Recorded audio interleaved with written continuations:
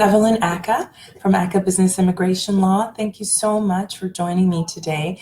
We're going to talk about all things related to criminal inadmissibility for Canadians and Americans crossing the border or other people entering from other countries into Canada and the United States. So I hope we'll have some active discussions and people will be able to participate and ask all the questions that they'd like during this time with me. Again, I want to thank you so much. At Ackah Business Immigration Law, our goal is to smooth the way to Canada and the United States for professionals, families, and individuals. And we do our very best to ensure that people can cross into Canada and the United States successfully. So one thing I want to talk about is in my 20 years of practicing law, one of the most common areas of concern and stress related to crossing borders is related to criminal inadmissibility, the ability to enter without any concern, even as a visitor or as a tourist, about to come into Canada and in the US for vacation, for work, for all of the reasons people travel and enter Canada and the United States. I hope that I'll be able to provide a good overview of the issue of criminal inadmissibility and how to overcome it, so that you can enter Canada without concern or stress. Something I always tell my clients is historically, the US and Canada didn't share as much information and it wasn't as technologically focused. So what I mean by that is in the past, things were on microfiche even, for instance, and it would take time for people to find that you might have had a criminal record. Because I get people all the time now who are stopped on a regular basis because now they've been deemed to be inadmissible, even though they've been traveling back and forth for up to 30 years, 40 years. It's because now US and Canadian immigration are sharing more information and it's now electronic. So as a result, it's immediate. So if something happens, even a charge where you have not yet been convicted and you try to cross into one of the two countries, you will immediately be flagged and sent into secondary for review. And depending on the charge itself, the officer may turn you back and say that until this conviction this charge goes away, you are now inadmissible and you can't try again to enter until everything is resolved. So today we're going to talk about that and what the implications are for people who might have one charge, conviction from 5 years ago, 10 years ago. Maybe it's a DUI, maybe it's an assault charge and conviction. There are a number of really common ones we see. A lot of the times it is DUI, or it is possession of marijuana or some illicit drugs, a small amount that they were convicted of that may not have caused problems before, but now they are causing them to be found to be inadmissible. And we're going to talk about how to overcome those in Canada and the United States to help you, so that, for instance, if your job requires you to travel, you're still able to go across the border if needed, so long as you have enough time to prepare and get everything going. So that's what we're going to talk about today. So let's talk first about coming to Canada. As I said, it's very common that I'll get a call from somebody once we send our Canadian immigration questionnaire. It's what starts the whole process for us at Ackah Law. And one of the questions we ask is, have you ever been fingerprinted? Have you ever been charged? Have you ever been convicted? And we have to explicitly indicate, even for DUI or DWI, some people consider them to be traffic offenses, and they may be in certain countries, but the way it's viewed in Canada and the United States, it is viewed as a criminal offense. And so that would likely make you inadmissible if the authorities at the border or the airport find that information on your record tied to your passport. They will then deem you inadmissible. So, it's really quite common, and I always try to tell my clients, like, yes, people make mistakes and things happen. And for instance, now you're the president of a large multinational company and you've been traveling for years and years and had no trouble, but now you've been flagged. And it's because now everything is electronic. And so the cross-border movement is becoming more difficult. And sometimes you'll even forget they even had something that happened when they were 20 years old and now they're 60. You know, it's very common. And if you can't remember and you don't tell your lawyer that you're working with them, then you go to the airport, that will be quite the surprise to find that something shows up. So what we have to do when we get that call is determine how long ago it occurred. I even had a case of a very elderly grandmother who had had something happen and she was in her 20s, and now she's in her 70s, and she vacations, you know, for 6 months of the year when it's cold in Canada, in the US, somewhere hot, and she was flagged on her most recent entry. And it was shocking because she says, I have property down there, I'm there every year. Absolutely. But this goes to show that more and more integration is taking place between US CBP and Canadian Border Service Agency. And so we had to tell her, unfortunately, for the winter season that was coming up, she could not go to the United States until we could clear up her inadmissibility. So the way we do that is we apply for a visa waiver. Obviously, the more time that has passed is better for the individual applying, but if it's something recent and you have a very strong or compelling reason why you need to travel to the United States, we will do our very best in the application. So what we have to do is apply for a visa waiver, and the way it works is we have to look at the charge. So let's assume the charge and conviction took place in Canada. Let's say it was shoplifting. And we have to look at it, and then we have to look at what the penalty would be. So generally for something like that, if it's a small amount of money that's involved or the product that was taken, it would be less than 5 years of a sentence if you were sentenced in Canada. We look at that, and then we look at what are the compelling reasons. So if, for instance, she has property, she vacations every year, we had to explain that this happened 50 years ago, and that since then she's been an outstanding member of society. So when we do a visa waiver application, we also include reference letters, employer letters, degrees, resume, anything we can to show that this person has really rehabilitated themselves. And then with the fee, they have to take the whole package we put together, the legal letter, and then they go to the airport or the border, and they have to be fingerprinted, and then they have to have a picture taken, and they submit their application at the airport or the border for processing. One of the issues with the visa waiver program is that it takes quite a while, 6 to 9 months on average, to be able to get a decision.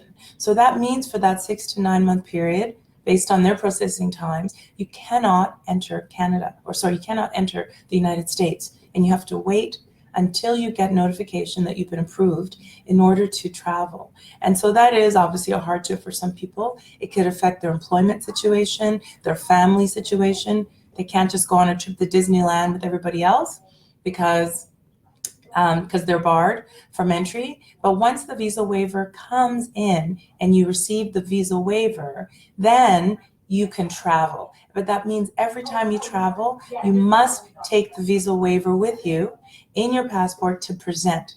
And they have to be satisfied that nothing new has occurred since that last conviction. And so in addition to the material outlined, we include legal letter, reference letters, possibly employer letters, bank letters, anything that shows you're stable and financially fit and contributing to the economy. And we also sometimes include, what the compelling reason is if you have to travel. And we also do a personal statement. So we ask our client to write for themselves in their own words, what took place here? What happened that day? Where were you? What were the circumstances of your life? Were you having a tough time? Were you taking drugs? Or, was there some crisis that led to the event? So that we can provide some context, as well as we get an updated police certificate to prove that there's nothing else on the record since that conviction. And then if possible, we even try to get the court records of the situation so that we provide as much information to help US CBP make their decision in a timely manner with confidence that they are not letting somebody into the United States that would be at risk to the US public. Once the application is submitted and you get your approval, as I said, it takes 6 to 9 months. So we need to plan quite far in advance. What we're finding is we're only receiving 1 year, possibly 2 years. And that means, unfortunately, until things change with US immigration law, you will need to keep doing these visa waivers on a regular basis if you want to travel. If you want to travel regularly without stress and without concern of being turned away, every year or every 2 years, you will have to apply for a new visa waiver and give yourself that 6 to 9 months to prepare for the processing time. One of our cases I was mentioning of the senior citizen was very kind. U.S. immigration gave her a 5-year visa waiver, and we were very grateful because that means for her, she doesn't have to reapply again until probably at the 4-year mark, she'll have to reapply. So that is how it works in order to deal with criminal charges and convictions to the United States.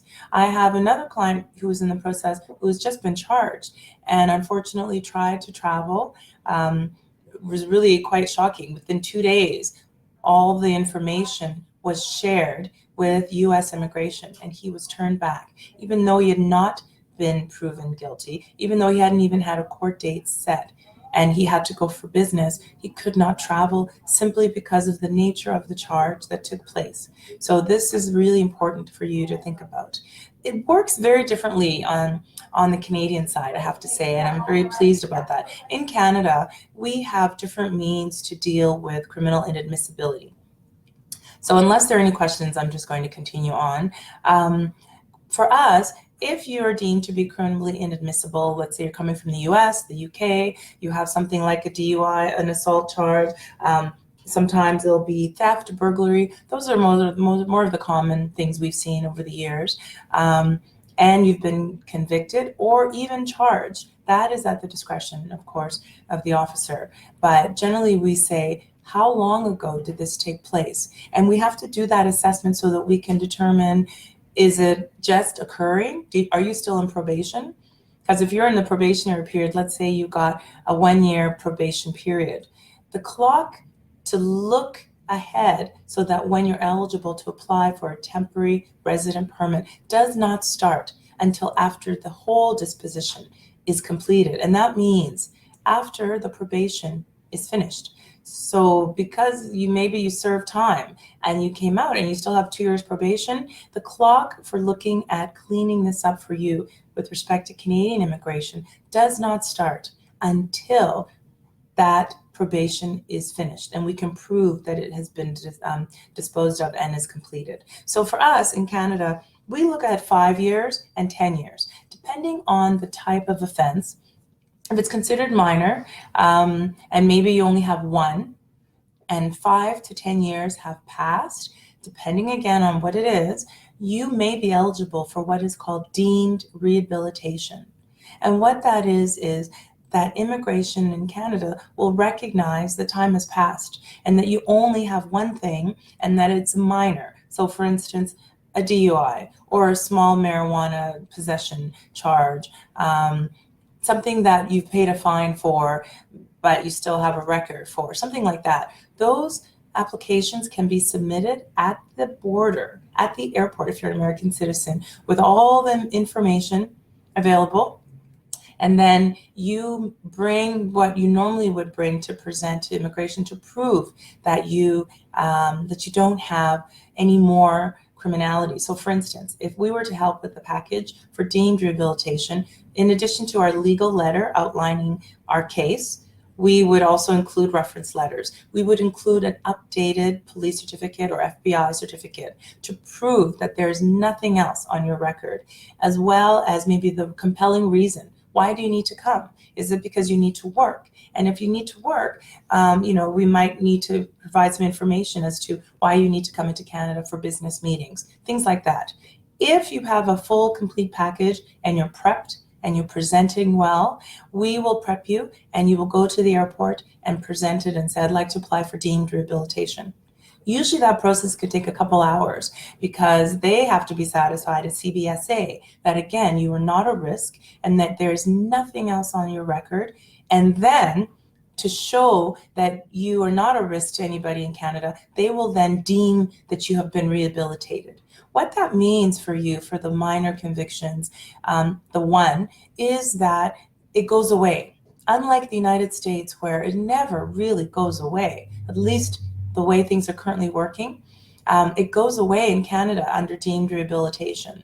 But let's say you have 2 convictions, maybe 2 DUIs, or an assault charge, 2 or 3 of them, that go back 25 years. You are not eligible at that point to apply for deemed rehabilitation. That means in order to come to Canada, you would need to apply for a temporary resident permit at a consulate in the jurisdiction that you're residing. And you may be eligible to apply for full criminal rehabilitation, which I'll talk about shortly. But let's say you need to come in for business meetings or a family wedding or something, that you need to come to Canada for, and you have more than 1 conviction, you must apply as quickly as possible to the consulate nearest you for a temporary resident permit.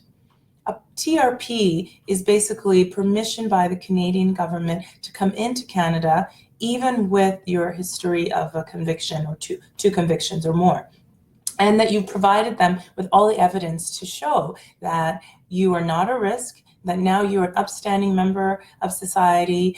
I had a case where one of my clients was had several convictions when he was in his early 20s. And he had a drinking problem, and he changed his life around. He became a minister of a church, and had just become this incredible person because of what he had gone through in his early 20s. And so we were able to get him a temporary resident permit because his employer required him to come to Canada and required him to have a Canadian work permit to provide cross-border activities. So that is the case for a TRP. Those take about 6 months, 4 to 6 months to get. So you must apply as quickly as possible when you know you need to come. The benefit of a TRP is if they know you've also applied for criminal rehabilitation, they may give you a 2-year or a 3-year TRP because full criminal rehab takes quite a long time. What we recommend, what we do for most of our clients that are eligible, that means at least 10 years has passed since the disposition of the conviction, of the sentence, whatever the time they served, the probation has passed. 10 years from that, assuming it's serious, then you can do both. So sometimes what we do is we will apply for both the TRP at one consulate. In LA, the TRPs are done, and then also New York City, there's also criminal rehabilitation in the United States for the Canadian consulate. We send 2 packages so that at least they can see that we're doing both. So they may issue a 2-year TRP knowing that this client, this person may qualify for full criminal rehabilitation, but it's going to take 2 years or more. So in the interim, the government is basically permitting them to enter and do their business, visit their family, and because they have a strong sense it will go away. And that is really the true difference between Canadian immigration and US immigration when it comes to criminal inadmissibility. It can go away over time so long as nothing new has occurred that has caused any concern or criminality. I'm going to pause here and see if anybody has questions at this time. I'm happy to answer any questions you may have. Otherwise, I will continue on. One thing I notice is many people always think that having a charge doesn't make them inadmissible, and I have to tell you that it does. Even having a charge will and could affect your ability to enter. It's not just the conviction. And this is where there's a lot of discretion when it comes to US immigration and Canadian immigration. I hear often from Canadian citizens, oh, I've already gotten the pardon. It happened when I was 20 years old. I've been pardoned. Hasn't affected my ability to work for any Canadian companies who may do criminal record checks, etc. It doesn't matter. Even if you have a Canadian pardon, it will not help you when it comes to US immigration. You are still inadmissible. US does not recognize Canadian pardons, and that means you will still need a visa waiver. Another case I have is a old client who was in the States. I'm not sure what happened, but he hit a pole, one of those poles on the side of the highway. I think he fell asleep.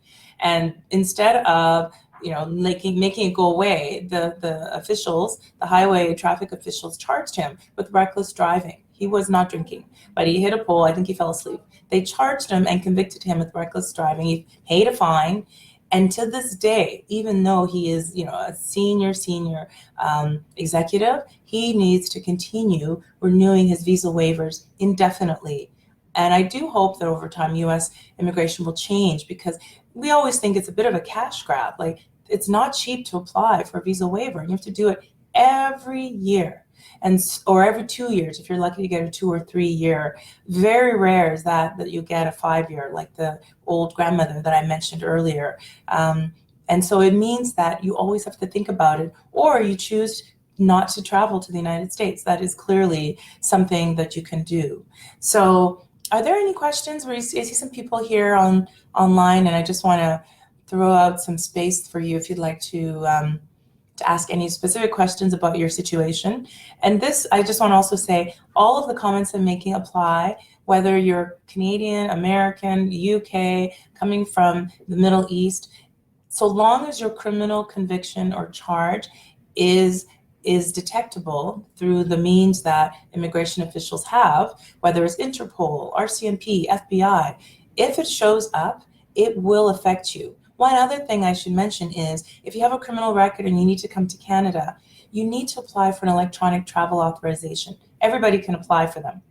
Everybody has to, unless you're an American citizen coming to Canada.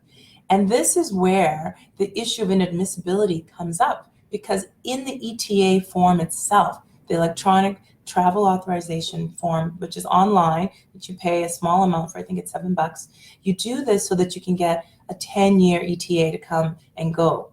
But the question is asked if you've ever been charged or convicted. And if you have, for the most part, immediately you will be refused the ETA, which means you can't even get on the plane. And so you need to know in advance what to do. Sometimes we've been able to help clients get a temporary resident permit through the ETA process. They tell the truth. You must tell the truth. And then we can provide information to say, I'm applying for TRP, here's all the paperwork, I'm uploading it all, to show that you're being proactive. And then when you get the TRP, you will also get your ETA.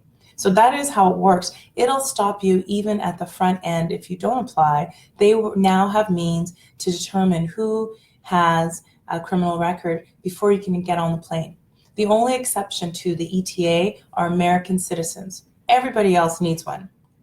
I have a question here from somebody asking, his brother is in Mexico. What are the steps to follow if he wants to go to Canada? Well, I'm not sure this is really a criminal inadmissibility question. I would recommend you contact my law firm, AckahLaw.com. You can call us at 403-452-9515 and speak to Courtney, our intake specialist, and she can help you. And we'll definitely do a legal strategy session to discuss your brother's case. For this focus today, we're focusing on criminal inadmissibility. There are other ways to be inadmissible, actually, but we're not talking about that so much today. Other means of being inadmissible: medical inadmissibility.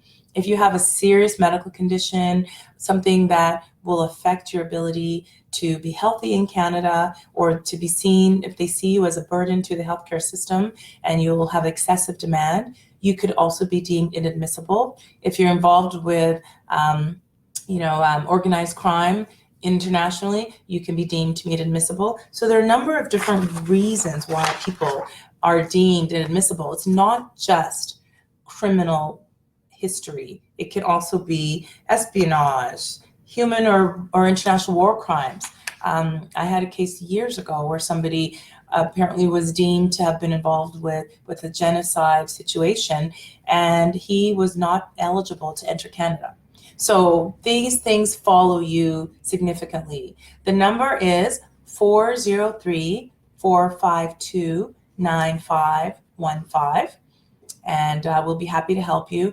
A criminal record, somebody's asking here, is something where you have encountered the police. So wherever you are in your country, in different countries, if you've encountered the police and they have charged you and or convicted you, whether you've gone to jail, whether you've served probation, whether you've had a fine, but it's a criminal fine that you paid, that means you will have a criminal record going forward, and that could affect your ability to enter Canada. I'm going to see if there are any other questions here, and I'm happy to answer all of them. We had another client, it's really interesting. They were bringing a number of employees to Canada for an annual conference of their large organization, their large company. And they had a number of people, I believe just the nature of that company, they hired a number of people who had had criminal convictions in the past when they were younger, again, as an adult up. Generally, criminal convictions don't follow you when you're a juvenile. So you need to know whether or not it's gone away by doing a criminal record check, going to your local police station, doing your fingerprints, and seeing what shows up. When you get that report that shows up, that will tell you definitively if you have anything that you might have forgotten about on your criminal record that could affect your ability to enter Canada. So this company had something like 30 people that had at least one, maybe more, criminal convictions when they were 19, 20, 21, you know, that type of thing. Drugs, mostly DUIs. And we had to do an assessment of all 20 of them to determine those who are eligible, because they're American citizens, for deemed rehabilitation at the airport to apply for a TRP or make it go away, and those who had to apply at the consulate. It was a big project, and successfully everybody was able to come in, but we had a lot of lead time. I always recommend at least 6 to 8 months, because government processing can take time. So if you have something urgent you need to come to, like in this case, a work situation, we were able to get them all here to meet those work requirements. I'm going to pause and see if there are any other questions. This is really what I wanted to share the most. One of the things I'd always say about the process for TRP and criminal rehabilitation is you need to know before you try. Please don't come to Canada. Don't cross the border. If you know you have a criminal history, check with a professional first. Give us a call.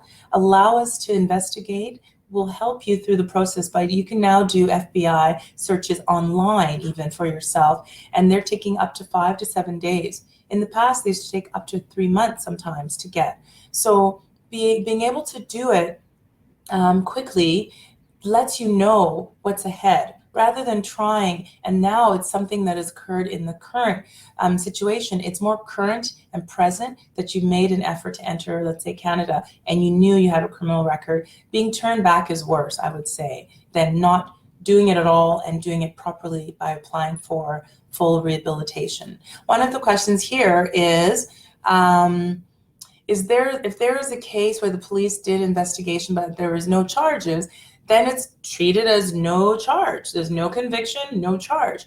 A police investigation does not make you inadmissible. You should do a check of your local records, usually fingerprint and picture and key personal identifiers, to see if anything shows up on your record. You will know only at that point. But just being investigated does not mean you have a criminal charge or a criminal conviction. Okay? I think that for me right now, that's all I have.